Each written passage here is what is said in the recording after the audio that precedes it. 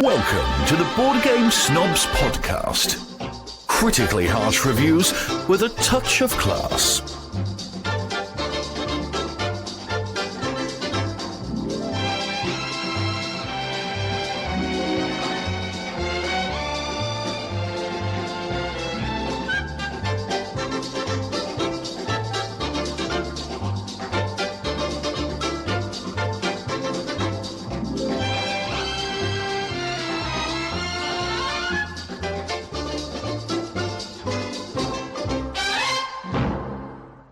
Go.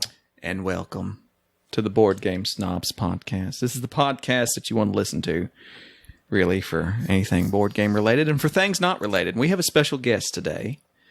We have a star of stage and screen, the great and powerful Ben Maddox. Many know him as the orator of the 5 Games for Doomsday podcast and website. Hors d'oeuvre? Hors d'oeuvre, yes. Yeah. Yes. A tasty little snack, Ben Maddox. Oh, that made me feel quite nauseous then, that you referred to me in that manner.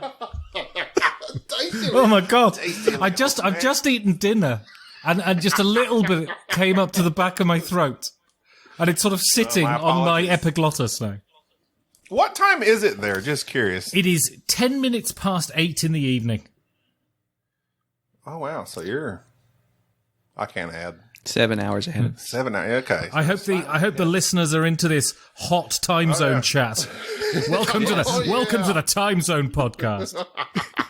So that's what it is. People basically call and say what time it is there.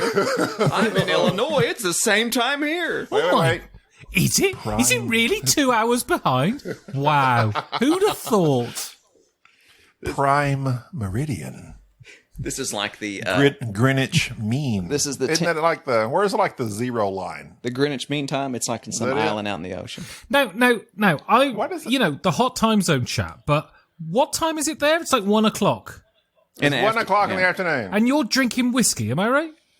Yeah, rum. Rum. Oh, Incorrect. well, Rum. excuse Whiskey's me. for after Excuse 5. me that I confused the whiskey and the rum at 1 o'clock in the afternoon. Oh, matey. How dare you? You know how to party down south. And I just like to say to your listeners that, having no front teeth and subsisting basically on petty theft is fine. You shouldn't feel ashamed. You're not cut adrift. I feel for you. Man, I'm So why did you stoop to our level and decide to come our podcast? Question number 1. Well, I mean, as I said before we started recording, especially Germany has just gone into a second lockdown and I'm not able to get out and see people. So I'm starved for company.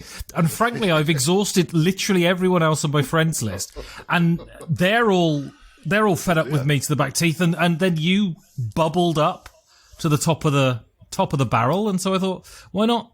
I'll scrape it. I thought. Sounds good. The meth heads, thank you. Good. And if any of your listeners want to send me some meth to Berlin, I would be very, very grateful. As you know, it's not the meth; it's the weed that's good down here. Oh, really? Supposedly, allegedly. Allegedly. Yes, it is the marijuana in this region, which is well known. The meth, not so much. The meth here is what. There's constantly trailers blowing up randomly. Correct. Yeah. And there is nothing more disturbing than losing a neighbor. What happened here, Rondell? Well, my Sudafed blew up. why do you keep going to the chemist? You've had a cold for the last 6 months. I just like the taste of the medicine. It's smushed together with some battery acid. It's pretty good. Well, I've never taken meth. Have you? No. I hear one time you're hooked. I don't want to get hooked. It doesn't seem plausible. If I could do it one time, not get hooked, sure. I mean, they said that about heroin, and I only take it 4 or 5 times a week. So. Oh my! Well, that's good. This is let me check some things off. Time zones, pharmaceuticals. Yeah. We were really, let's try not to miss anything. Hot topic. Hot topic. I haven't shopped there in quite some time. And I'd like to point out that although we are present, Gabi and I together, it is because I just now did a COVID test. So I am negative. So if Gabi, though, might be positive, but that's okay. Just don't breathe on me. You're like 6 feet apart. So. I try to maintain a positive outlook. I bet you It's do. very difficult. I bet you do. Ben, Yes. we had several things that I wanted to discuss with you. Oh, exciting.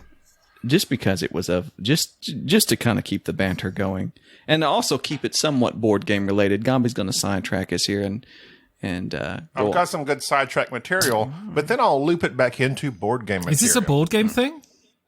sorta. We try to keep it occasionally board game related. If we don't, the fans get upset. We're not quite as non-board game related as sporadically board, but we do discuss board games, but a lot of banter at the beginning. I just thought it was my job to come on and crudely stereotype people from the southern states of America. Oh, we do that as well. I mean, we are caricatures pretty much, so you're good. And what's sad is everything you've said is true. So, and we want to share that because we're really big with Australians and apparently Botswanans. So we are the #1 board gaming podcast in Botswana, just FYI. Incredible. Chris Bray is listening. Yes, shouting out our two Botswanan. I don't know how many downloads is required to be #1 in Botswana, but we made it, baby! It's my goal now to get 3 downloads in Botswana. Screw you! Chris Bray downloads 5 Games for Doomsday like several times. Tell your friends. So, Ben, do you consider yourself, in terms of board game media, how do you describe yourself? Are you a reviewer? Are you a what are you? Marketer, huh? Yeah. I'm a frustrated, resentful person who constantly puts out content that is roundly ignored by the rest of the world. So I'm you're angry. Richard It's Simpson. angry is how I describe myself. I don't know. Well, the thing is, I used to do interviews. I thought we were talking to Ben Maddox, not Richard Simpson. No, I mean, I'm not as angry as Richard. I mean, I don't get as few downloads as Richard Simpson. So, my God, can you imagine? Oh, I mean, that it's just would be like sad. it's the podcast equivalent of walking out with no trousers on or something. I mean, can you imagine?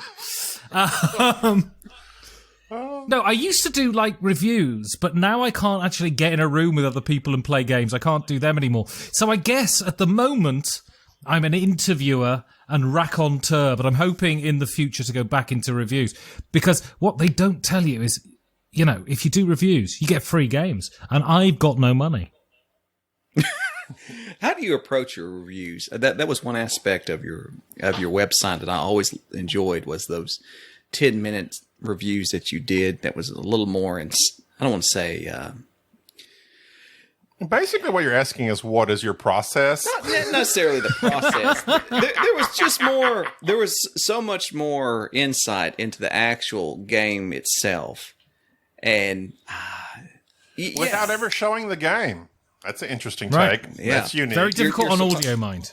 You're supposed to dump the product out onto the table. Oh, okay. I'm thinking of your YouTube. So we're talking about your podcast. Either one. Yeah, well, I mean, so if we want to get serious for a moment, I'm just pouring a beer. Sure. Bear with me.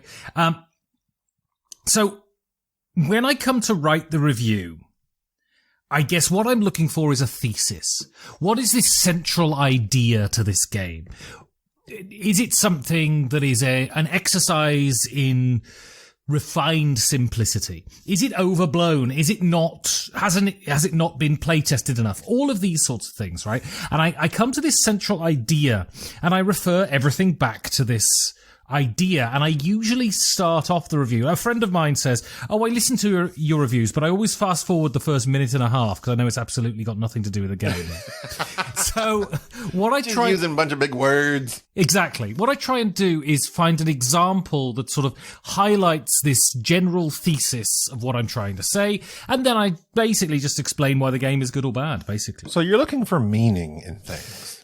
I mean, so, without wanting to sling mud at other people, and Do it. I won't Go mention, ahead. I won't mention any names.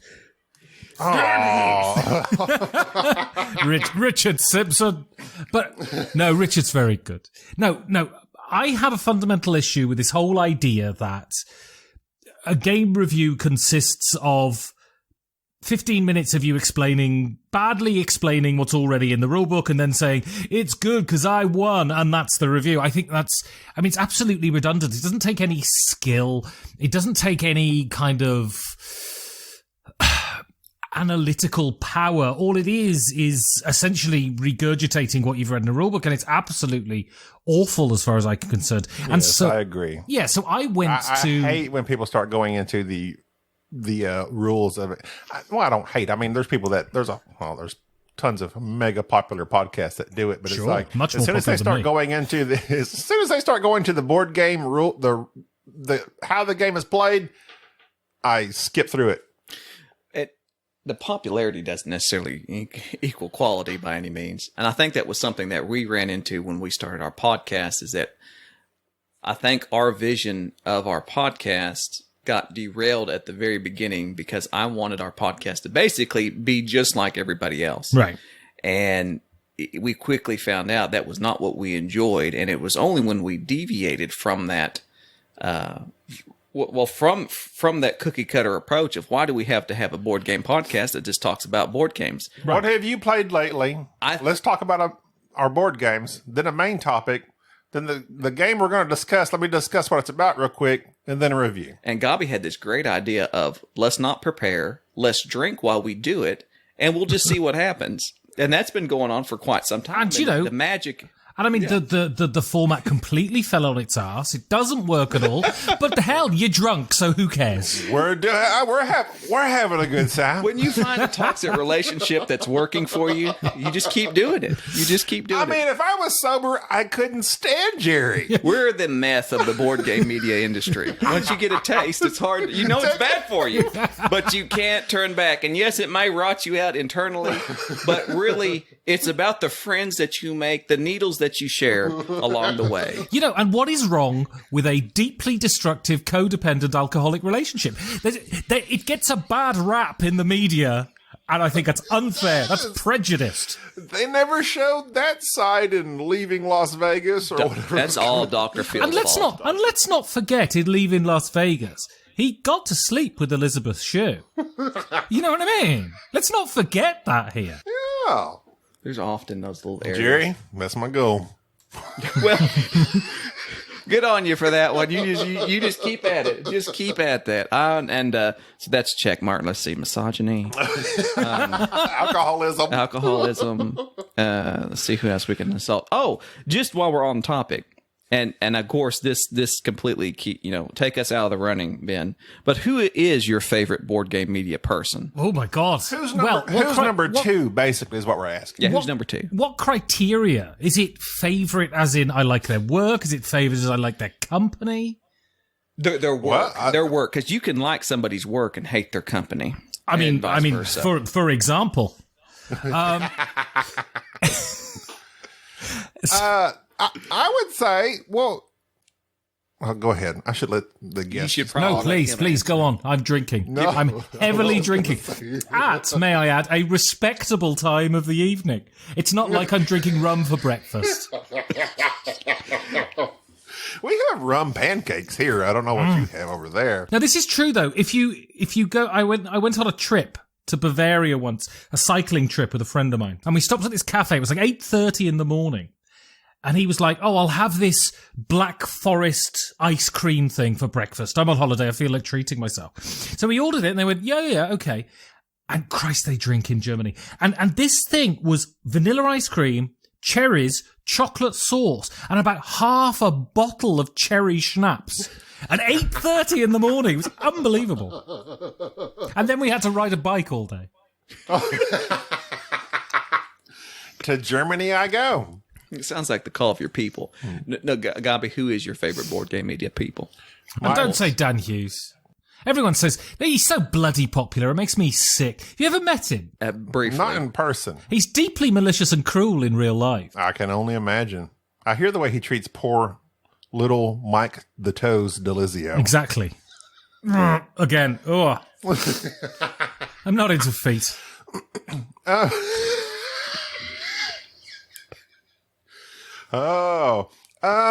Actually, I have to be.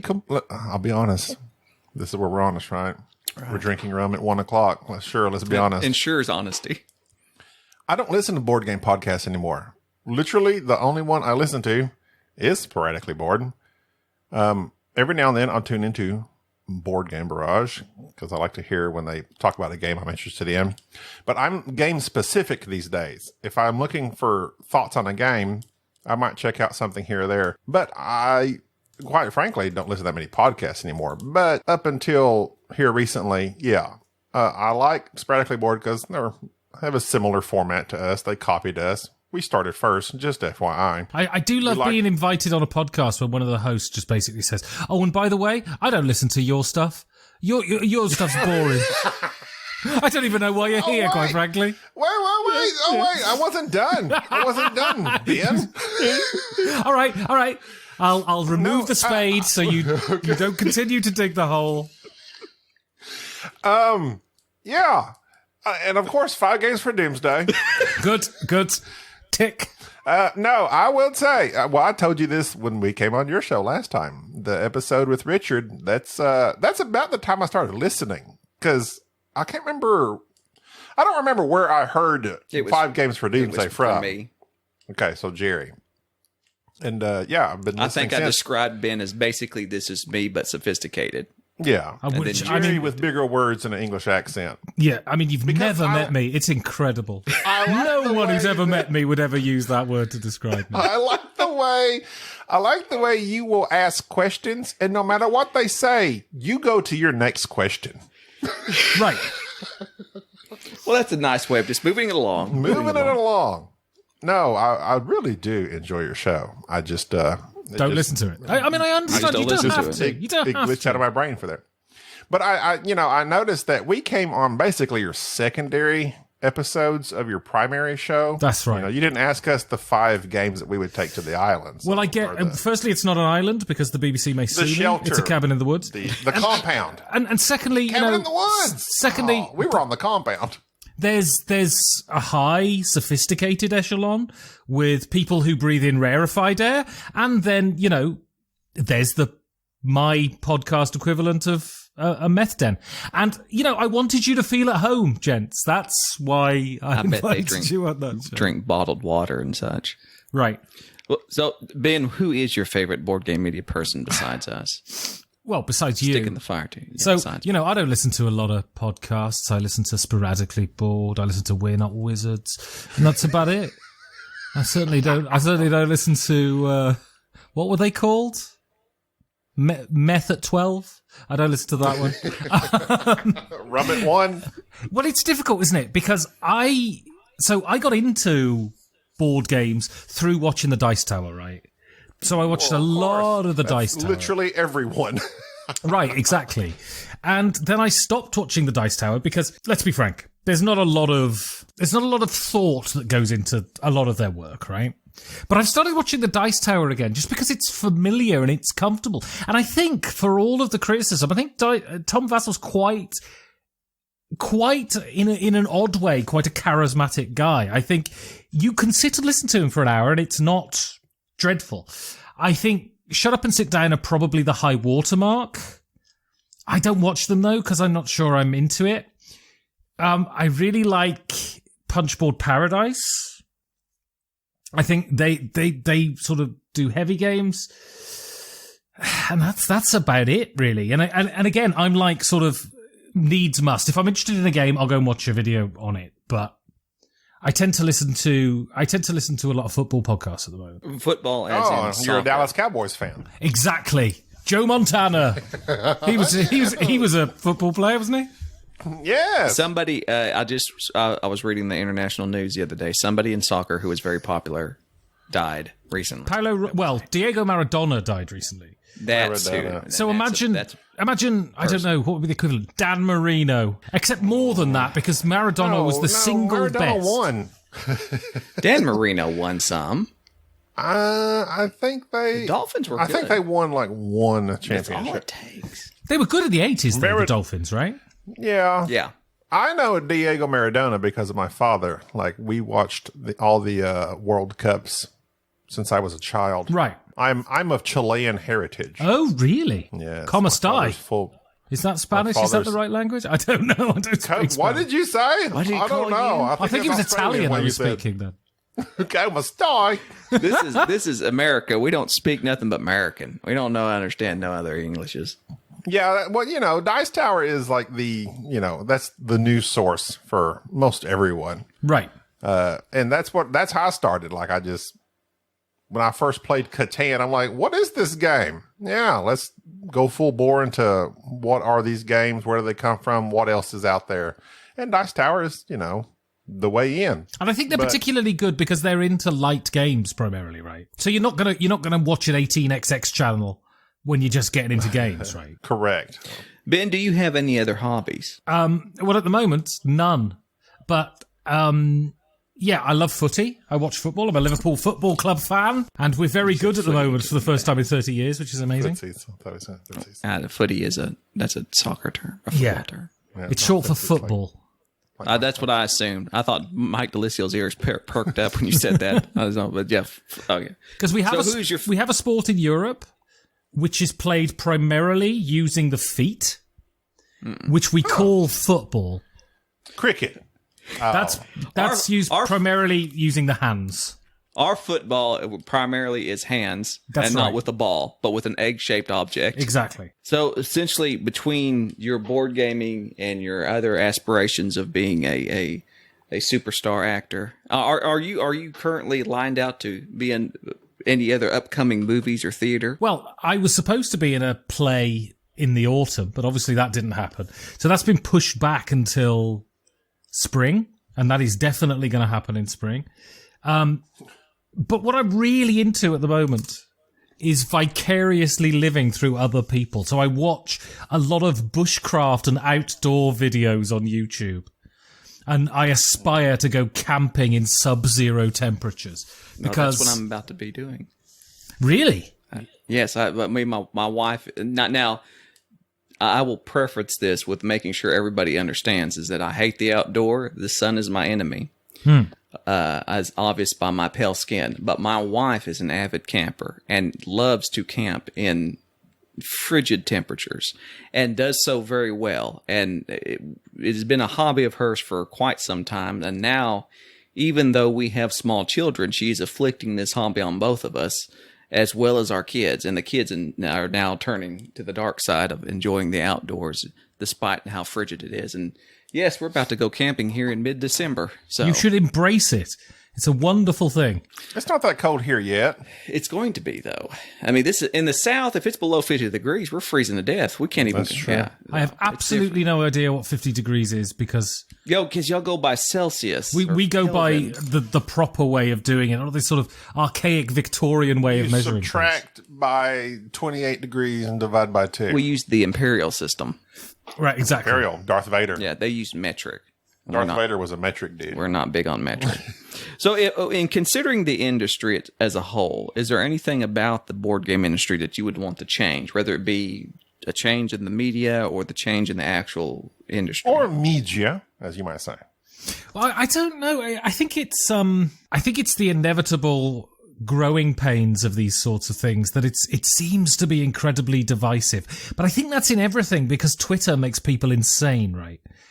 And people just shout at each other for no good reason.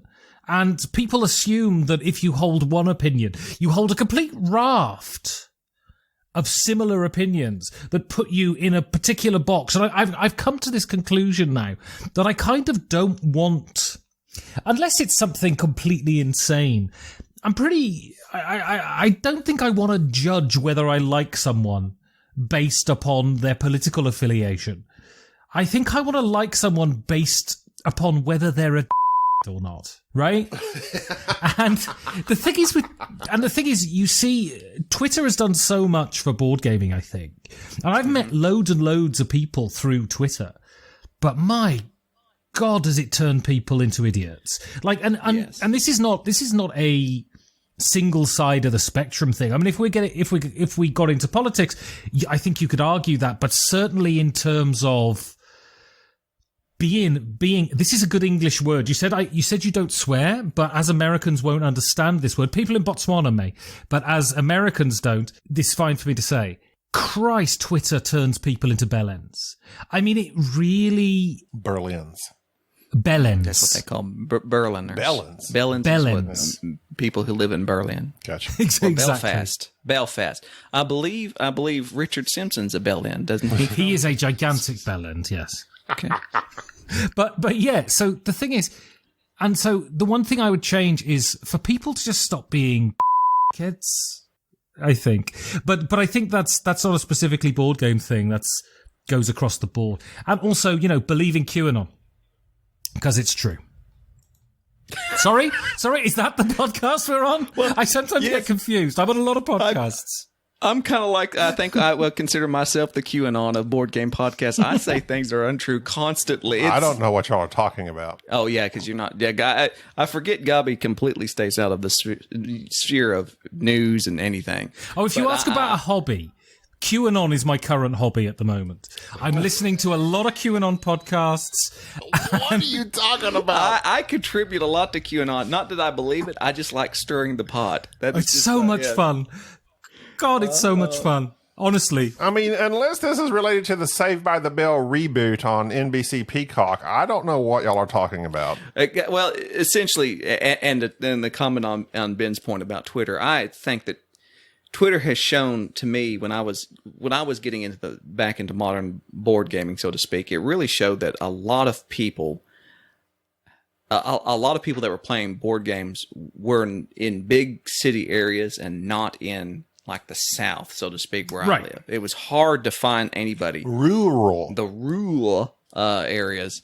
And the more that I got into board gaming, it was just hard to find anybody in these rural areas that enjoyed gaming as a whole. And I think that has changed slowly. Right. And of course, the more people that you interact, you often run into that divisive nature where people are very judgmental, and Twitter's the place where you go to yell at people, Sure. And I mean, and social media as a whole has been excellent for many industries, but the one thing it hasn't been good for is people really coming to have any type of understanding of one another. They tend to be quickly at each other's throats. If you happen to be a friend or a follow of a follow of a follow of a follow, you get blocked because you follow, and you didn't even know what happened. You're God, like, that was crazy. That when they were saying, if someone I don't like follows you, then I'm blocking you. I mean, how nuts is that? That's absolutely the craziest thing I've ever heard in my life. I get on Twitter like once every 5 weeks, and I'm like, oh, I've been blocked. What?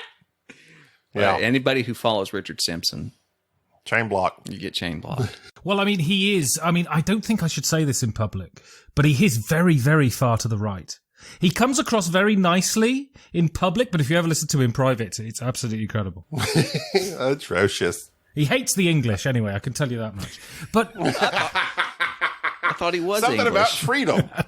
And he always shouts it. Oh. I did with blue painted on his face. I did watch his secondary podcast where he had half his face painted blue. Kept talking about William Wallace. I didn't understand any of it. His good friend Bill. But Mel Gibson, thank you for teaching us all we need to know about Scotland. But Richard is a shite. A shite for short ass. That's the best. That's the best Sean Connery impression I've ever heard. I must confess. I just recently I remembered. I have this habit of anytime an actor dies, and I don't care if it's a B-level actor. I don't care who it is. I go out and immediately will watch some film that they're in. It's like a tribute to them. Right. And as soon as Sean Connery died, I turned around and hunted down and watched Highlander and realized it had been so long since I watched it. I had completely forgotten it. Is it awful? It's horrifyingly bad. It's bad. The first 10 minutes of it is some of the worst. The editing is awful. There's this scene where he's fighting this stuntman, who's obviously just a stuntman, not an actor, and he goes back flipping to get away from the person. Because we all know that running away is not as efficient as back well, of course it isn't. Somebody. And just watching that, and then they obviously just paid Sean Connery just to be in it to add some clout to it, and he shows up wearing this. And isn't his last name Ramirez or something? Yeah. No, but because he's Spanish, but then says that he's Egyptian, and he has this accent, and he shows up with this. My name's Ramirez. Yeah, it was just so awful. I'm all the way from Cairo. And it was just so shocking to watch. Pharaoh sends his salutations.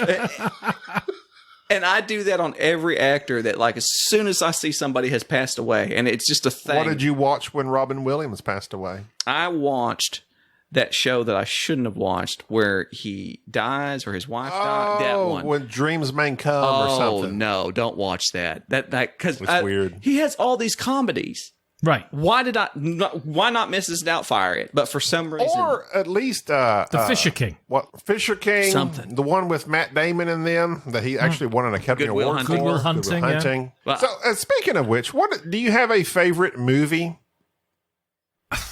that stands out? Favorite movie is difficult, isn't it? Because that changes from Not for me. day to day. But I think the best movie ever made, certainly the best American movie ever made, is The Godfather Part 2. It does everything that's said on the tin. It's spectacular. The pacing is amazing. The acting is amazing. The grand tragedy is brilliant. And yeah, The Godfather Part 2 is about as perfect as it gets in a film, I think. Okay. Well, I've seen Part 1. I have yet to see Part 2. Well, it's better than Part 1, so watch Part 2. And what's your favourite film? If you're shutting. Mine has been and continues to be Gladiator with Maximus Decimus Meridius. Wow. Why? That movie. Don't they run out of budget? I hate when people. Huh? Don't they run out of budget? Mm-hmm. So, What did he say? at the end of the movie, he's constantly talking about this They run out vast of budget. army I have that will attack the city. And he constantly Ridley refers to this Scott, vast yeah. army.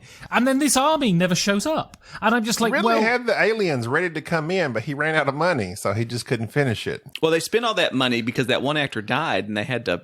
Ollie Reed died, yeah. Yeah, Ollie Reed died. No, okay. Well, Russell Crowe was my mom's favorite actor at the time.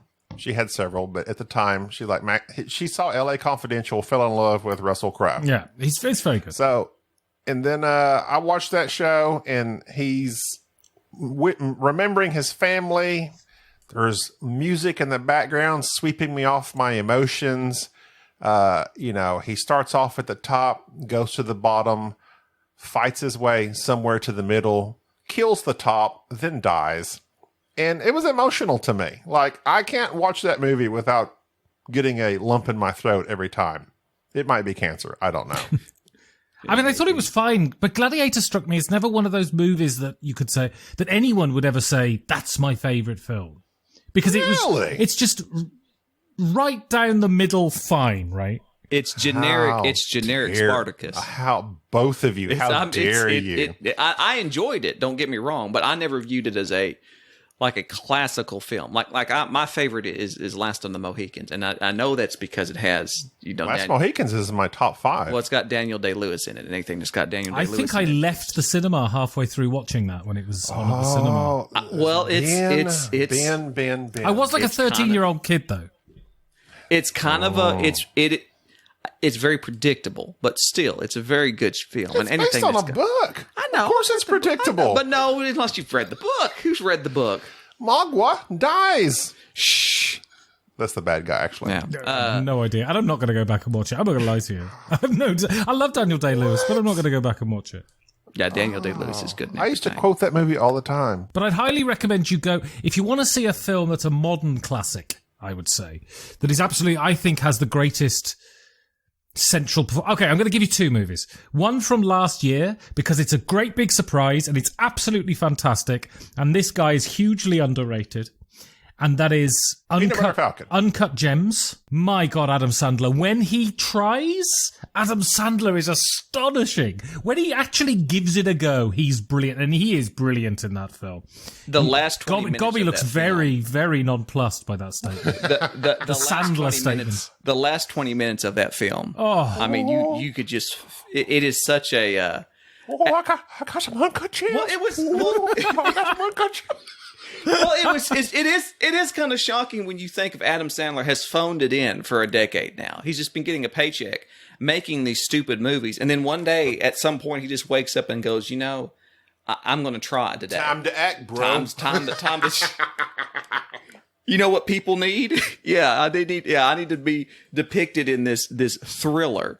That was a great film. So What was number 2? So that is brilliant, and you've got to watch it. It's the most uncomfortable watch you'll ever have, but it's so worth it. And then The Master by Paul Thomas Anderson with Joaquin. I hear that one a lot. With Joaquin Phoenix in the lead role. Joaquin Phoenix is just, if you want to watch a masterclass in perfect acting, watch that movie. The way he holds on to his anger and never lets it out. Again, this is the side of really great acting. In The Godfather 2, Al Pacino never gets angry. You just see it consistently simmer under the surface. And the ability to be restrained and subtle and delicate in your art is what it's all about. Watch those movies. Brilliant. He was also Commodus in The Gladiator. He was Commodus in Gladiator, yeah. And better than Russell Crowe, one might venture to say. Have you seen Romper Stomper, though? So Romper Stomper is a film from the 80s that Russell Crowe played the lead in. And going back to Richard Simpson, Russell Crowe plays a neo-Nazi in Australia. And it's the film that made him famous, basically. And it's young Russell Crowe. It's Russell Crowe in his 20s. And it's absolutely fantastic. I highly recommend it. Romper Stomper. It's an Australian movie. Really good. Check it out. We have Romper Stompers down here, but it means something different, I think. Is it a sex Go thing? ahead. It may be. I'm not into that. I'm a eunuch. Will you go ahead and Gabi? You keep fumbling with your. I'm just checking. You've got your Ben, notebook. I have a question for you. Oh, there it comes. Okay, here we go. Okay, without telling me, in the air, Tonight. do a 0 or an O as if you're writing it. So, as if I've got a pen in my hand. As if you have a pen in your hand, do a 0 or an O as if you're writing it. Hang on. Okay. I'm just going to write my... Yeah, I go that way. Okay, so you're counterclockwise. That's right. That's because he's in the other equator, I think. That's it. That's what causes it. The toilet flushes the other way.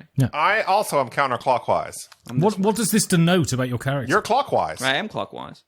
That is, I was just writing zeros and O's the other day, as one does. You've got and I me. was wondering. I've actually got a pad in front of me. I'm going to do this. Yeah, I'm anti-clockwise. That's right. Okay. Anti-clockwise. That's So what you're that's against what we say in the clockwise. civilized part of the world. You stand up and protest to clockwise. Exactly. You're anti. Screw clockwise. You're picketing in the front of the federal buildings. If only I could protest and get around to it. Oh no! Is there a point to this? Were you just writing? curious. Were you just No, writing a I'm love letter and going telling you. XOXO, and then you No, realized, I was signing it XOXO, and I was wondering, I do mine counterclockwise. I don't. I do mine. How do people do that? I do it clockwise. Interesting. And Are you That left was or at home. right-handed though? I'm left-handed. Because I'm left-handed too. You see, I'm right-handed. Oh, so interesting. it might be a left-handed, be. right-handed thing. It's a left-handed anti, What hand? right-handed pro. You're pro-clockwise. And interesting fact: every fascist ever existed right-handed. Absolute fact. I don't know. Which hand? Speaking of clocks, Which hand do you romper stomper with? You know, my eyesight is that bad at this point. that's- I wouldn't be able to that's tell up you. to your that's up to your significant other. Did you know? Earl? My neighbor Earl? He's my significant other. What I are you thought we talking were about? The Duke of. I didn't know what you were The talking Duke of? about. Did you know? Speaking of clocks, there's a royal. This is your neck of the woods. Royal horological conservator. Huh? Go ahead. I'm sorry. Just keep going. I don't know words. Horological, like horoscope. Oh, horo. I'm sorry. Clocks. Yeah. Royal horological. Is that a fancy word for clocks? Yeah, it's a fancy word for of clocks. Yeah. Of clocks. Conservator. Yes. You keep them. This lengthy title is befitting. Well, do you know who this is? I don't know who it is currently. I mean, it was me. It was me currently. previously, but I retired. you It was too know. stressful. I burnt out. You got voted out. I had no idea. This lengthy title is befitting for someone who oversees the functioning and maintenance of all the clocks in the royal properties and residences of the Queen. There used to be the Now, what is it called? Royal Horological Conservatoire. He used to be the horological. Got impeached. From Is that what? So there's a person who just keeps track of time. He Yes. winds the clocks, I assume. 500 in Buckingham Palace, 379 in Windsor Castle, and 80 in the Palace of Holyrood House. Ben got Holyrood, fired 'cause that's Scotland, isn't it? Ben got fired, impeached because he was winding them the other way. Exactly. I was doing it Anti-clockwise. left-handed, you see. Left-handed, and they were like, "We won't." And have the that. point is, since the Reformation, people with left-handed people are completely not on. That implies Catholicism, when we don't have Catholicism in our country. You might say that person has a lot of time on their hands. That was. I can't believe you stuck. I wonder if they have a... Would you both object if I just sat here and repeatedly punched myself in my own genitals for the next 15 minutes? I don't We'll know. have no romper stomping here. This is a family-friendly podcast. And I tell you what, we are extremely conservative. I wonder if they have a watchdog. Now, that should have been a spit take, Ben. I'm sorry. You should have spewed that out in hilarity. I mean, maybe that makes me feel slightly more nauseous than the thought of Mike Delicio's toes, to be honest. Oh, can you imagine them? Hey, no, I try not to. How can you tell a clock is really hungry? No. It goes back 4 seconds. Oh, God. Gabby, we don't have time for this. No pun intended. We got to get off the clock joke. I don't know why you've got the Lord of Time. If I was the Royal Horological Conservatoire, first thing I would do is change the name to the Lord of All Time. the Royal Horological. Dear listeners, future editor Gabi here, editor-in-chief. In order to keep the show family-friendly, many comments by Jerry Baker against the royal family and a tirade against, inexplicably, Meghan Markle. These are not the thoughts and opinions of Board Game Snobs, and in order to keep this show continually family friendly, as it very much is so that we can save the ears of your children, these thoughts were edited out. And now back to the show. Preposterous. It's 2 o'clock, and I'm finished on the other round. Do you know Sylvester Stallone? No, not Sylvester. I'll suffer succotash. It's just the fact that there is a royal family that exists. I think that's stupid. It blows my mind. Mind-boggling. It's 2020. It's mind-boggling, especially if you watch all the shows. It's like the procedures and traditions and ceremony, It's crazy, no? whatever. Before I forget, my wife thanks you entirely, Gabi, for recommending Victoria. She's been watching that. But the fact Clara Oswald. the fact that exists, and in my mind, it's so ignorant. But when I vacationed in London and saw it all, I thought, okay, this is why this exists. It's crazy, but at the same time, there's something almost magical about it. It's like you're looking. It's like you're in an alien land. It's ingrained in you as a child here. So, the prince and the princess, and they live happily ever after. And then to think that one of our people just went over there and broke that up. Well, I mean, it's wonderful. The point is, there's a big scandal in Britain at the moment because poor kids in poverty can't get free school meals. Yet it's perfectly fine to spend 25 million quid on a wedding of a minor royal who's never going to be head of the family. It's absolutely... Don't get me started on the royals. This podcast will turn into an anti-royal podcast. Huh? I mean, it blows my mind. I mean, it's 2020. How anachronistic is a royal bloody family? It's absolutely crazy. What school? They're part of the Kraken family. They squids. give lunches in school? Yeah. You mean your mom doesn't make peanut butter sandwiches and put it in a brown paper bag and send it to you? No, kids below a certain sort of income level get free school meals. Yeah, we have that here as well. Yeah, because it's called a civilized country. I used to get free meals. You look like you used to get free meals. Go ahead. How dare you? I'm sorry. Have you noticed is that as you notice as this podcast goes on, and the more I drink, the more vicious I become. I have a question for you, Ben. Okay, good. These are good questions. I have two questions. What is a fear you have in life? Now, are we talking about serious existential fears like death, or are we Yes. talking about pointless phobias? Both. Both. So, I mean, death seems the cliche answer. yeah, but Or- who wants to die? The thought of it Nobody. freezes you, doesn't it? It's absolutely terrible. No, my biggest phobia is rats. I am Interesting. scared to death of rats. If I see them on the street, I mean, I freeze. It's terrible. Absolutely scared to death of them. Well, My cat has become quite proficient in killing rats. He It's a brings good new thing. one up nearly every day.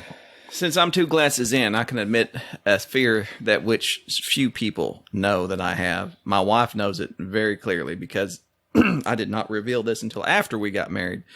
And it's very hypocritical, not hypocritical, but it's very odd that I would have this fear living where I do. I am Meth. no, I don't fear that dragon. You embrace it. Riding the white snake. There is, I am terrified of tornadoes, and I live in Tornado Alley. I live in an area, and y'all don't have tornadoes in Germany, I'm assuming. Well, I mean, it's one of those things. I mean, I could be scared of tornadoes, but that's a bit like being scared of unicorns, isn't it? Correct. But here, this is the one place on Earth where they happen quite frequently over a short period of time.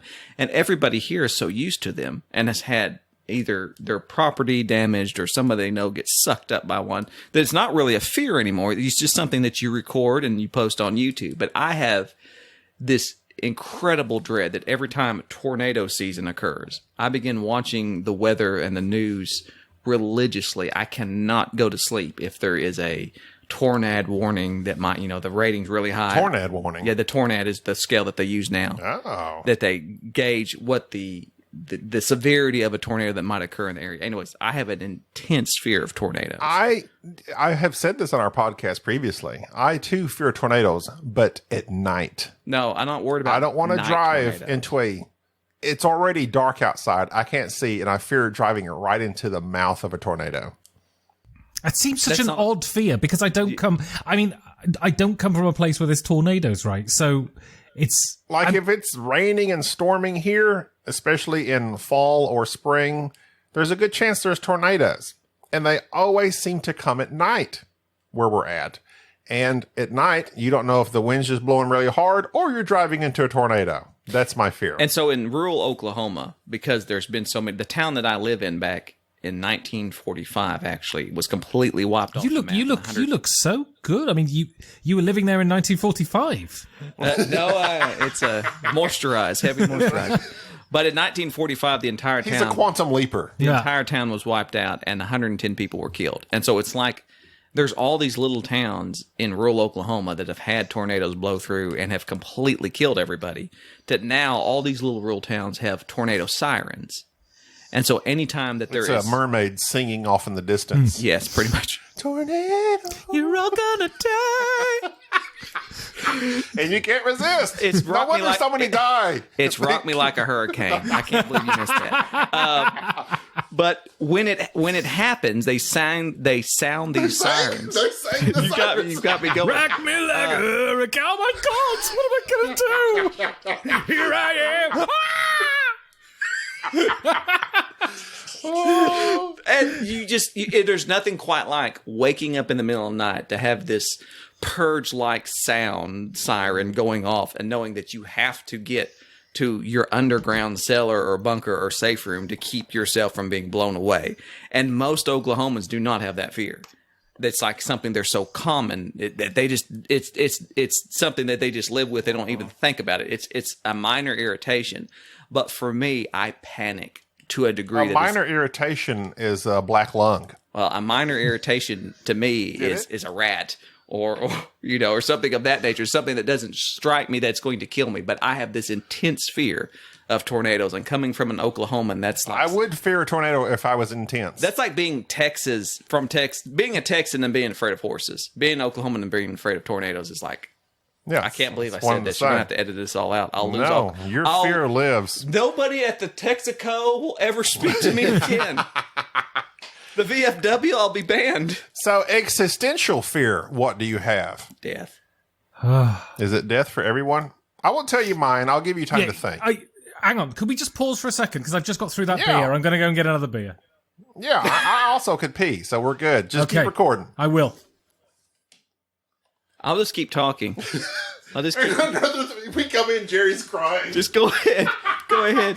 So, Another thing I fear. so Gobby's gone to urinate. Ben's gone to get another beer. I wonder what kind of beer Ben drinks. I need to ask him that. I like that Weinerstoffen. That's the type that I like. I really like that type of beer. But as for dread, there's very few things I actually dread. Not existentially.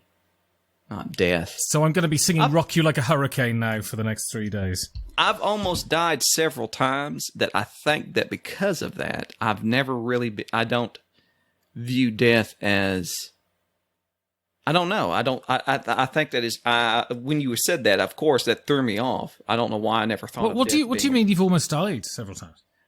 Well, I used to be and still am to a degree a firefighter. Oh, okay.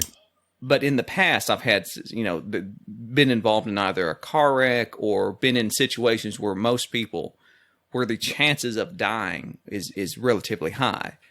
And I have been next to people who have died in situations in situations like that. And so the thought of dying, of course, it's there. I'm not saying I'm not afraid to die. Obviously, that's insane. But it's never been something that has preoccupied my mind. Well, it's a funny one, isn't it? I mean, I find the older I get, the more it tends to preoccupy my mind, right? Mm-hmm. Because when you're young, death is truly an abstract. Mm-hmm. When you get older, it becomes a reality, right? Right. I remember my father discussing this way when I was very young, and I remember him talking about how, and to put it as he would say it, the city folk, which is basically anybody who lives in a town with more than 5,000 people, right? They don't experience death like people in rural areas. They don't see animals. They're not butchering sheep or cows. They don't witness death as normally as most people do, and nor are they most people who live in rural counties have whether it be through some sort of either illness or military duty, they have seen and experienced death in their family. And they don't view it as the same as, it's almost like a cultural thing to a degree. Right. They have a different viewpoint of death, and it's almost as if it's expected. Like you just do not, I don't want to say you don't fear it, you just don't have that dread, that existential dread that most people have with it. And it's not a measure of being cowardly, it's just a measure of just familiarity. Well, there's a wonderful poem called O Bard by Philip Larkin. And it's about this. It's about the dread of death. And he puts it absolutely beautifully that it's not this constant preoccupation. It is just this, how does he put it? When he's caught without friends or drink, it comes to the front of his head, right? And it's that kind of thing. The older you get, the more it starts to knock on your door and the more you start to think about it. And some people are quite sanguine and some people completely dread it, right? Well, go back to my mom. This is the first person I ever actually watched die. Right. Saw her take her last breath. And I mean, I think for the person that's dying, I mean, they're dying, whereas it's the survivors, that's who you feel sorry for, because they're the ones that have to deal with the trauma that just occurred. Yeah. And I realize that now, because like Mom, she got to the point in her illness, she was like, literally, we asked her, me and my brother, she's like, how you feeling? As a daily chat. And towards the last 2 or 3 weeks there, it's like, it's inevitable. And she told us, I'm ready to die. Right. So once you get to a certain age or a point in your illness, I think you accept that. You're ready for the peace that you assume is coming. I know there's many beliefs out there, but death could be peace or something that's going to, I'm tired of being sick. I'm tired of being old. I'm tired of the situation I'm in, and death can be a relief. Whereas the survivors that just saw everything transpire, that missed the person that is now gone, like they're the ones that suffer. Of course, not talking about people that suffer through an illness to that point, but you get what I'm saying. Well, until you get to that state of mind, it's completely inconceivable, right?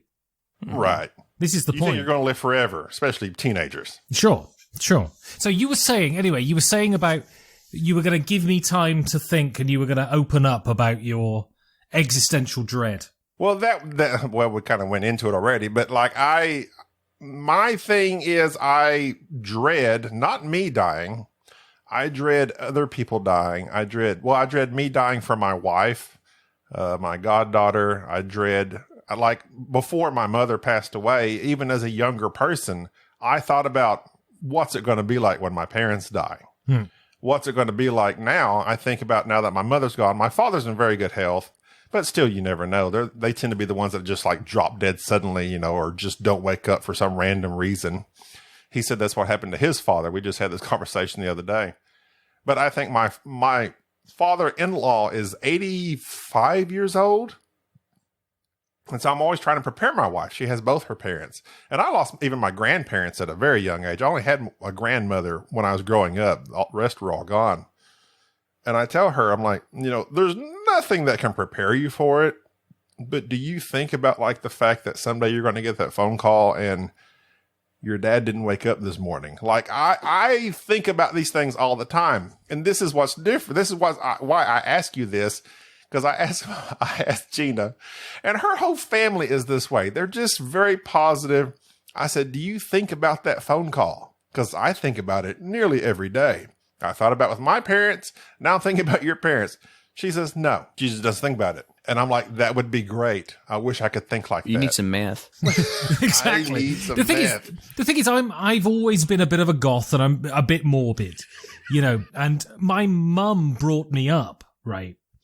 And so that thought was an ever present since I was a kid. I remember once waking up, I must have been 7 or 8, and I dreamt she died. And I was completely beside myself. And so, and so I kind of prepared for it, and I kind of thought about it a lot. And when she did die, the crystal ring on your finger kind of gave away, or the skull ring on your finger. Yeah. You got a little bit of goth going on there. But only a bit. It's only the ring. I'm goth curious. I don't go for the full makeup and things. But when she eventually did die, I don't think any of that preparation helped one bit. I was completely devastated. So when I think about your wife, the fact that she doesn't think about it, I think is a blessing. No, you are Ben. See, this is why people should listen to your show. You're smart. It's just like that. And I'm that way. Jerry knows this. I worry about the stupidest crap that I can do nothing about. Why worry about it? It's not going to change a thing. Stressing about my mother dying did not change how much I mourned her death. Right. And it won't change it for anything else. Stressing about anything in life. It's like I come up with all these scenarios. 99% of them never happen.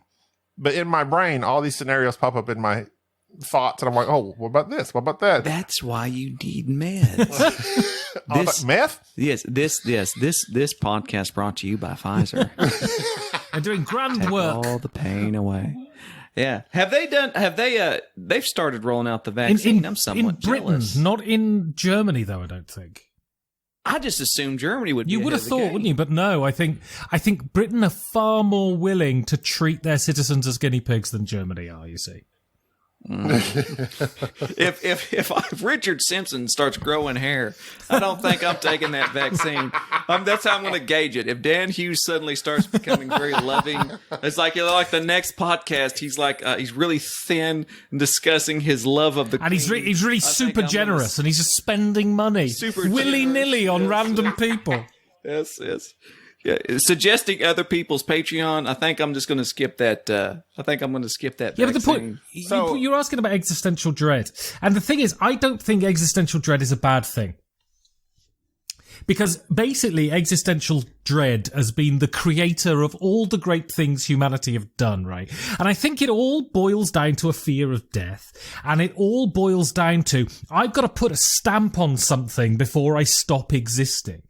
And so this is why people write. This is why they create music. This is why people want to discover scientific things. It's because they want to do something before they can no longer do anything, right? And so I think it's healthy. That's why we're leaving this legacy of this podcast. Yeah, this podcast is your legacy. I intend to take as many people with me as possible.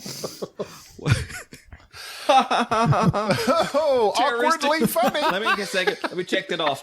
Let me check that off my list. Terroristic threats. Okay, go ahead. Okay, so along the existential plane, let me ask you this final question, and then we can go back to fart jokes. Do you consider yourself happy? Wow. Why are you, boy, you just breaking people Absolutely not. No. I never have, though. That's the thing. So the thing is, I think all emotional states are transient. And I think the big problem, so if we want to get very serious for a minute, I think a reason people kill themselves is because they are tyrannized by the present moment. They assume the present will always be like it is in perpetuity, when we know for a fact that that's not the case. But it's the way we are as animals. The present moment has such an effect on us, we can't conceive of it being different in the future. So am I happy? I mean, right now, I'm cool. Yeah, and I find the older I get, the calmer I am. And the less angry, and there's less testosterone, right? I mean, there's less erections too. But, it's swings and roundabouts, isn't it? And so am I happy? No. But am I absolutely destroyed and ruined and unable to function? No, either. And I think most people are the same. And I think there's a real, it's really interesting, because growing up as a kid, we never had access to American media, really. There was a few sort of sitcoms, and Saturday afternoons were the A-Team and Airwolf, but pretty much everything else was pretty much British media. And I grew up in a media that was fine with being miserable. It was fine with having TV shows where people were miserable, because people are miserable. God, I can't imagine being an American. The pressure to be constantly smiling and upbeat and positive and completely dishonest about how Crappy. your day is being. My God, how you people don't collapse at the age of 55 with a coronary through the stress of being constantly forced to be happy nonstop, I don't understand. So, no, but I'm cool with it, because being unhappy is far more interesting than being a grinning moron, right? Throughout your whole tirade, I was thinking, wasn't the guy in Airwolf's name St. I think it was, yeah. Who's the actor? Ernest Borgnine? No, he was Yeah. Jan Michael Vincent, wasn't it? Something. Yeah. Yes. Yeah, you pulled that right out there. No, I Yes. certainly did. Yeah, I agree. My this is one of those things. It's like, I look at my life from an outside perspective. I have an incredible marriage. I have great friends. Thank you. I mean, there are certain caveats to everything. But Yes. I've always struggled in the job department, but career is not something important to me, as can clearly be seen by my resume. Your CV. I'm a personal shopper at Walmart. Stay in school, kids. Stay in school.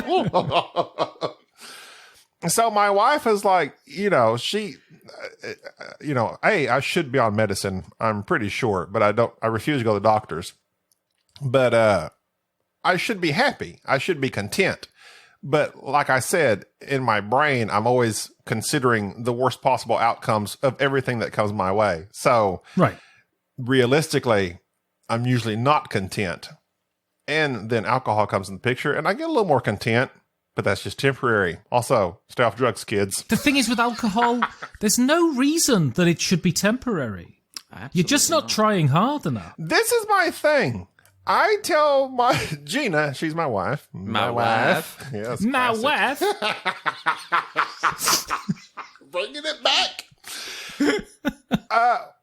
Why don't they just dole out happy drugs to everybody all the time and let me be happy? Get me on some Vicodin and I would be happy all the You time. can go to Earl right next door if his You see, trailer's you see, up. and this is what I'm talking about. This is what I'm talking about. American culture feeds you this lie that you need to be happy all the time. Whereas in Europe, we know that we're all going to die someday horribly, and we've accepted it. So we're miserable. And, In a and what you cold, don't, moist castle somewhere. exactly, being miserable is great. Just someone going, "Oh, how are you doing?" Having to just go, "Yeah, I'm great. What about you? Have you heard about my website?" I mean, my God, how do you people live? I don't get it. Check out my Instagram. I blame I mean, Chick-fil-A. Right. I mean, to be fair, I have a podcast that I'm constantly pushing, so I'm not really one to talk, but still. Yeah, based on doomsday. Exactly. There's got to be some pessimism in it. Oh, yeah, you should probably get on meds. But when are we Me? going to start talking No. about QAnon? Because that's why I'm here. Tell me about Save our children. Save our children. I don't Oh, yes. see. Y'all are referencing things I do not understand. That's because you're not woke enough. You've not realized Exactly. that You you're haven't being experienced the Great Awakening. Where we go, one, we go all. controlled. That's a great. We should put that on a T-shirt. That's our new. That's our new theme. Where we go one, we go all. I had written down that you. I watched. I can't remember it was 2 years ago, 3 years ago. You had a previous podcast with I TC did, yeah. Petty the Third. Tom Petty. Tom Petty. You had a What? previous podcast. I did, yeah. That ended horrifically, yeah. Oh, okay. Rip that scab off. Should we not go into it? Well, I mean, obviously, I'm coming from my point of view. So basically, I woke up. It was the 21st of December. It's not seared onto my brain or anything. And I had some friends from England staying over. They'd come over for Christmas, and I was in bed, and I heard a little timid knock on my bedroom door. And I woke up, yeah, and they said, "Ben," and I said, "Yeah," and I said, "Have you looked at the podcast website today?" And I went, "No," and they went, "I think you should." So I got out of bed, bleary-eyed, I turned on my computer and I looked at the website, and basically my podcast partner had written a 1,500-word diatribe about how basically I was a Nazi and a misogynist. And wow. Yeah. I did not know any of this. And he'd locked me out of the Twitter accounts and the email accounts and the Patreon account overnight. And yeah, he just went out and told the world that I was this big evil douchebag. And frankly, I mean, the stuff he was saying, I just don't have the energy for. You know, I mean, God, I'd like to be that bad. But yeah, so that's and yeah, long story. I just saw like there was it was like he looked like Jay Leno, but he was interviewing you. You know, like that. He had a very good production value. I forget the name of the show.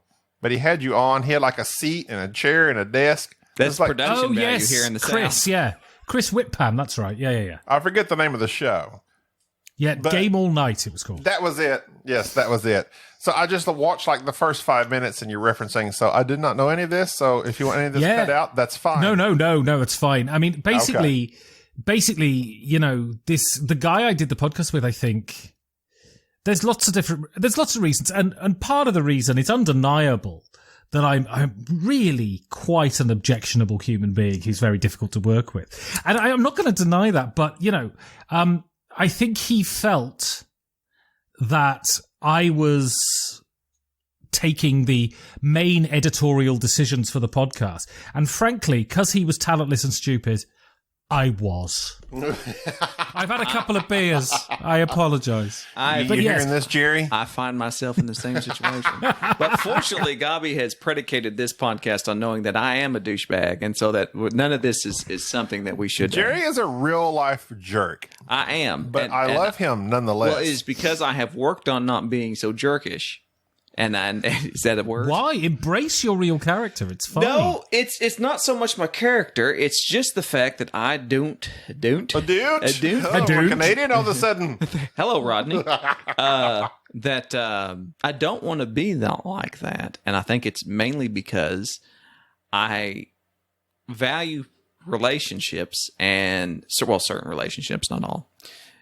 And it's harder to maintain those relationships when you yourself have these issues. And so I have done a lot of, well, I say I've done a lot of, I'm about to brag on myself. I think I've done a lot of personal growth. I think I've gotten better is what I'm saying, Gabi. Wouldn't you agree? Please agree. Yes. Or I will castrate you. I mean, when you say better, what were your previous faults?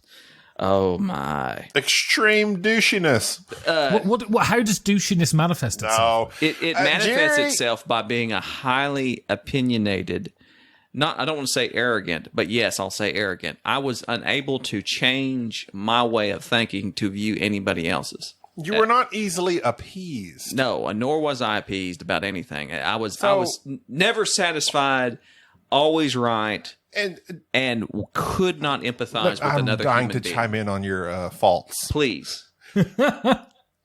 Jerry, hey, I don't, maybe it's you meeting me because I'm very vocal. And this is the thing, and we've said it before. I'm the emotional one. A wuss. Jerry's the logical one. Spock. See? So I'm the one that feels things. I'm socially aware. I know things we should say, shouldn't say, don't hurt people's feelings. And Jerry has never cared about that. Probably previously to us being together. I mean, you knew you should because you are married and you managed, I don't know how you managed that, but you managed to get married to a very pleasant wife. She enjoys your company. Again, what'd you do? Who knows? Everybody knows. The listeners know. So I think he's implying sexual prowess, but I don't believe it. Quite honestly, You know, everything's bigger in Texas. I mean, this is a man who's scared of the wind. I mean, I hardly think he's going to be particularly good in the sex. Okay. Yeah, exactly. So when Jerry first started coming, we used to fight, and we still do. We would fight on a fairly regular basis, and Jerry would say things that were outright hurtful to me, but they were true. Yes. That doesn't make them any less hurtful. Exactly. But Jerry, as you may or may not know, he is on the spectrum, as he likes to say. He has been diagnosed. So he doesn't have the filter that most people have. Right. So with our friendship and podcast and gaming together, I'm like, Jerry, you just can't say that stuff. You can't just go up to a group of people, even if they're your friends, and say, blah, blah, blah. It's going to hurt feelings. You're going to lose friends. I repeat myself on a regular basis with this, and I think maybe some of it gets through. I still am with him. We're still doing this podcast. I still love him. He still loves me, whether he says it or not. He does say it in text. Snapchat mostly. Just emojis. Yeah, it goes away in 8 hours. Yeah, It goes away. You Nobody do knows. not want that to be on the There's no permanent record. No. It's just on the servers at snapchat.com somewhere. Exactly. That must be a server farm just full of cockpits. It just must be spilling out into the desert. Some server farm somewhere in the desert, just cockpits falling out into the city sun. dedicated to them, I'm sure. You've not seen my Richardville. farm. I have some of the finest cocks in all of southeastern Oklahoma, whether they be Rhode Island Reds, the fighting cocks, Dominickers, Banny all Roosters. of them. Banny Roosters. Exactly. The best of them. So yeah, Jerry has progressed some. He still every now and then fires off shots. I'm like, Jerry, and I will yell at him in an emotional state, and I'm like, you shouldn't say that. That hurt my feelings. And he's like, what? It's true. I'm like, yeah, well, you should still shouldn't say it. Blah blah blah. What Gobby's getting at is that this experiment and this emotional and mental, this personal growth that I've experienced over the past several years has been facilitated by our relationship. And it's strange because it was not my intention for that to occur seemingly live on a podcast. Right. But it has, because at the same time we started this podcast was about the same time that I was going down this road of really trying to not be a jerk. Yes, because by definition, autism is an egocentric way of looking at things. You have it's a difficulty with developing relationships and really not even seeing the need for certain relationships or understanding the need to develop them in a way that is beneficial for both parties. It's very parasitic sometimes. And it was hard to come to that grasp and to have these conversations and these realizations that I'm hurting people, especially people that I particularly enjoy their company with. And how do I prevent that? And how do I develop? And how do I get to the point to where I can say things that aren't hurtful? I can say things in a tactful way, or even being able to withhold certain thoughts and feelings. And it was a difficult thing, and unfortunately, it happened over a long period of time, and Gobby got the brunt end of it because at the time he was my closest person, the next to my wife, the closest person outside my family. No, I think I found it when I was younger very difficult to just keep my bloody mouth shut on things that didn't concern me, and also, knowing which hill you want to die on. I have a friend, and he's a very close friend of mine, but he'll sometimes get into an argument with me on something completely inconsequential. And I'm just like, you really want to die on this hill? You want to say, oh, have you seen Ben recently? No, we don't talk anymore. Oh, why? Because I wouldn't agree on the difference between magenta and cyan. You don't want to die on that hill. There are lots of hills worth dying on. I screw your wife, then, don't speak to me anymore. But my God. And so it really is. It's finding, and I think this is something that comes through age, right? It really is this thing of you don't have to. When someone says something and you think it's absolute bollocks, you don't have to tell them. Not every time.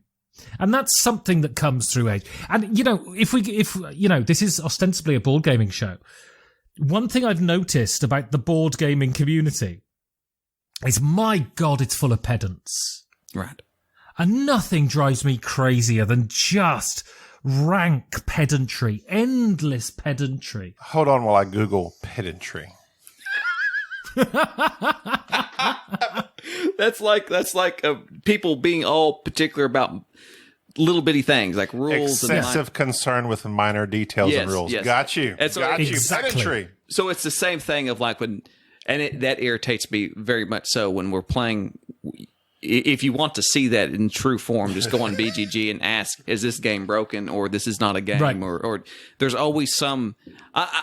It shocks me how some games get such a pass because they are quote unquote fun, and nobody looks at them and go, "Well, they're very random." They're just a fun game.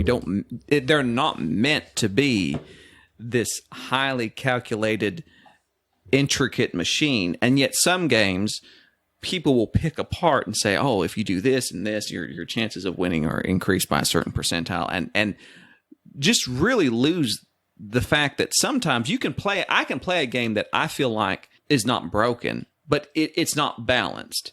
It's not exactly even, and I can have fun playing it. I don't need to feel like because I've won the game that I thus enjoyed the game. I can enjoy losing a game. I DM D&D. Well, I did in the before times, and I'm very much, when I play D&D, it's very much an excuse to get drunk and do silly voices, right? And I'm pretty good at silly voices, and I'm absolutely fantastic at getting drunk. And so I don't really know the rules and stuff. And I had a couple of gamer friends who I played a lot of board games with, and they joined in a D&D session. And we played the game, and then for 2 days afterwards, I was getting 20 emails off them a day saying, "Oh, I've chosen this particular sword for my dwarf, and I'm going to sync it with it." And it was like 20 emails a day, and I just went, "Guys, sorry, can you not come anymore? Because this just isn't my bag. Let's play Hands of Teutonica, that's fine." But I think board games are interesting because they do attract that kind of obsessive, meticulous mindset. And I remember once we had board game weekends, and I'm very much unlike my sort of board game group, and I never grew up with those sort of people and doing that sort of thing. And someone turned around to me once and said, "Ben, why the hell are you here? You're not like us." And I was like, well, yeah, but I really enjoy the games. I'm just not into the incredible pedantry and sort of picking apart every minor thing. You know, I'm a lot more chill than a lot of board gamers that I find are. The minutia, you might say. Exactly. Excuse me while I quickly Google meth. That'll get you on a watch list. Don't start buying kitty litter. Okay, well, I have a game. Oh, I'm excited. You sound excited. I have a game, and it's board game antonyms. Okay. They have those down there, don't they? So Antonyms? Antonyms. Yeah, They're we have different antonyms. They're different things here. they protest NIMS. Well, antonym. Much like The Secret of NIM. You ever watch that? I haven't seen The Secret of NIM, no. The Secret awful? of NIM about rats. It's a cartoon from the 80s. He wouldn't have seen it's about rats. I'm not going to watch that. I'm not big on rats. That's Yeah. right. I watched Ratatouille and it disgusted me. It disgusted me from minute one to the last minute. There's a movie with the guy that was oh my god. Oh, Michael Marty J. McFly's Fox's- dad. Yes. Yeah. Is it Wilbur? Yeah, it's something like that, isn't it? Yes, that's a scary And it's show. a rat movie. Where and he- he I haven't befriends seen it. a rat. He befriends the rats, and then he can send the rats it's out to so do to do weird. his bidding. Yes. It's very And much I haven't like seen that. QAnon. I haven't seen that Michael Jackson movie either, where he becomes best friends with a rat. I'm not familiar with that. That's where the song Ben comes from. Oh, Ben. Yeah, Yeah. I've heard of Ben. Okay, but this is about board game antonyms. So I'm going to list to you. Yeah. It's a game that I tried to pick popular ones and ones that we're familiar with. I'm going to describe it in its antonym form. Okay. Oh, I'm going to be terrible at this. So, and you will ring in with your name, say Ben and or Jerry. Okay. So, as an example, some we've used in the past, a famine for Frigg. Which is a feast for Odin, right? Very good, very good. Sorry, Ben. Exactly. Do you have to use Let's the see, full what- name or Frigg is my favorite heathen goddess, though. Of course. This one is Queen is alive. Ben. This The okay. king is dead. Okay. So you get the gist of it. Those are I some do. softballs to you. Not softballs to you, but softball like okay. That's a I know what you good mean. phrase. Okay. They don't have softballs over there. That's all. Absolutely hardball. not. They're German. They're cast in iron. Cast in iron. We do not Jerry, have soft balls. So Jerry's about 3 glasses in. I'm sure he's going to do great I'm at gonna this. tear it up. Do you have to drive home, Jerry, by the way? I generally sleep on the gaming table. Oh, fair enough. Due to my Irish descent, here in about a couple hours, I'll be fine. I'll be fine. Okay, the first one. The first one is Shacks of Turquoise. Jerry. Jerry? No, I do. Quacks of Quedlinburg. No, I'm sorry, I rhymed. I'm sorry. I am 3 glasses in. Go ahead. Sorry. Wow. Sorry. So it's Shacks of Turquoise. Shacks of Turquoise. And I've taken some liberties with Shacks antonyms. of turquoise. Ben. Ben. The red cathedrals.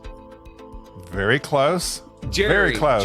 Jerry. The Castles of Burgundy. Yeah. I'm sorry. There we go.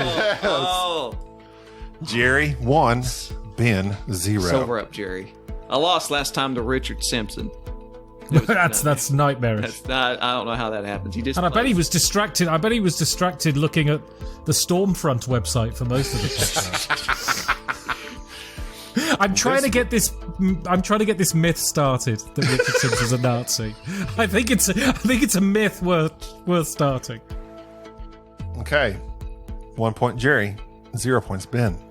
The next let's not rub it in, all right? The next one is El Pequeño. What? Is it Spanish? Yes. El Pequeño? El Pequeño. What's the antonym of Spanish? Norwegian or something? Do you not know Spanish? Okay. Well, this might not be a good one. El Pequeño. Okay, let me change it to English. The right. small. El Pequeño. El Grande. Yes! Oh. Ben did not ring in with his name, but I will still Ben. give him a point. Ben. 1 point Ben, 1 point Jerry. This is a best of 5, by the way. Best of 5. Okay. The next one is Alive of Summer. Jerry, Dead of Winter. Oh, that was easy. That was easy. Okay, 1 point Stole Jerry. that one. Now, of course, probably the 7-second delay also doesn't benefit Ben, but That's right. That's my go- excuse. So 2 points Jerry. The next one is, now this one's a stretch. I've taken liberties with antonyms. Gotcha. Stopping the newness. The newness? Like newist? Newness. Not nudist. The newness like of stopping it. the nudist? Like stop or halt the nudist. Or you could say into the fresh, the young. Stopping the newest. So something. I'm going to give a hint. No, we got this. Let's okay. think about it. We can stew over this. The antonym of stopping or into. I know how this. The newness. Out of the darkness type thing. Like out of the. Jerry. Through the ages. Oh my God! Oh, yes! Oh my God! That's awful. That has no relation to Through the Ages whatsoever. You just had to think. How does Gabi think about these things and then do the opposite? It just took me a second, but Wow! I really didn't think you would get that. That's okay. That's Ben's favorite That was game. for Ben. You know why I know? Yeah. that? Because I'll That's listen to his awful. podcast. That's the About that. worst clue I've ever heard in my life. Well, it's hard when you look up antonym of ages. There's not a whole lot that comes up. The newest. Okay, so I think technically that is Jerry 3, but here's a softball. Let's carry on. Here's a softball. Toe Queen. Mike DeLisio. I'm sorry. Toe Queen? Oh God, Toe Queen. Hand King? Skull King! Ben, Skull King! For God's sake! Yes. This game is much further. This is a lot funner than it was with Richard Simpson. Ben's back on the board. All right, let's make it best of 7. Come on now, let's have a can pull out competition here. another one. Are we men or are we men? Okay. Maybe you're familiar with Go Away From. Ben, Yes. welcome to... Boom, boom, boom, boom, boom, boom, boom, boom. That's 3-all. Screw you, Jerry. There we go. Here we go. See, now I got to pick a really You good gotta one. pick a good one. A Okay. hard So one. this is no hints because I just hope you both know this game. Okay. And I have it written down as like last resort. So this is deep. Multiple day stabilization. Multiple day stabilizes. Oh my God. Hang on a second. Multiple day stabilization. What would be the exact opposite of multiple day stabilization? Multiple day. Yes. Single. day. I'm gonna wait a minute. cry Wait. when I find this out. Well, you I'm say terrible multiple at what? these things. Day stabilization. I wasn't going to give any hints. No, don't give any hints. Don't give any hints. Multiple day stabilization. It's not really a hint. I'm just going to say it wasn't a huge game, but it was big right when it came out. Then, like most games, that fell off the map. Multiple day stabilization. So it was a huge game. I'll have to edit out all the silences.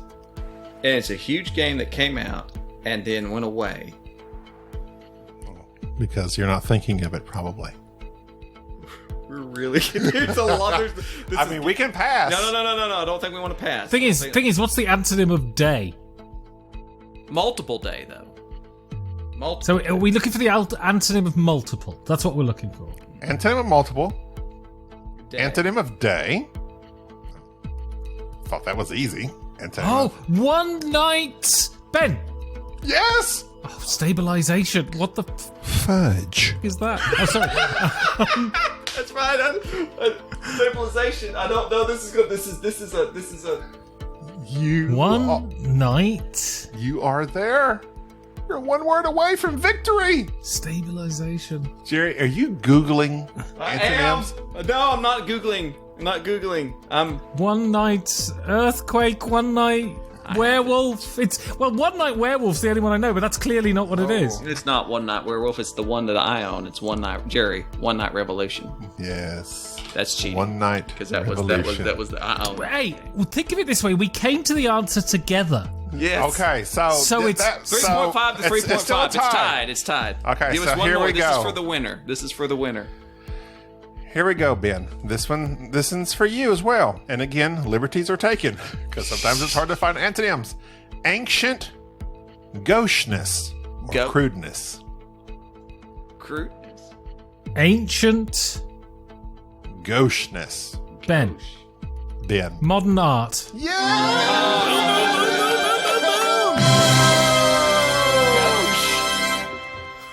Try looking up the definition of antonym of art because art covers up so many I things. can't believe I lost to Richard Simpson. And now I've lost to Ben. This is not my game. Modern art, ancient One of ghost. my You see, the way you win is by changing the rules halfway through the game. That is how you achieve victory. Multiple day stabilization was my favorite, though. That was pretty good. Very good. It took me a long Very guess. good. That was a good one. Multiple days. Well, that's all I've got for the show. I think this was rather entertaining. I think this will please all those in the trailer parks as well as all the Eurotrash over. What do y'all live in over there? Apartments? Castles. Castles. Castles, Oh, yeah, exactly. all the- But before we go, I just want to say that there is, people in our government that are working to save our children, and they are using Donald Trump as the crusader who will save us all, and don't let the deep state get to you, and the arrests will come, the Supreme Court will save us, and if the Supreme Court don't save us, the army will be rolled out, and so don't worry, have faith, everything will be okay. I don't know what's happening right Well, now. it's because you don't know QAnon. You have not been woke. Okay, I'm so sorry. Me and I Ben am need so to do sorry. a podcast where we just interpret our own sure. QAnon. Do a side cast. Yeah. So, Ben, I assume everyone can find you at 5gamesfordoomsday.org. That's it. .edu. .eu. .gov. Dot sad. Yeah, 5 games for Doomsday. Sad. I'm all alone. Hug me.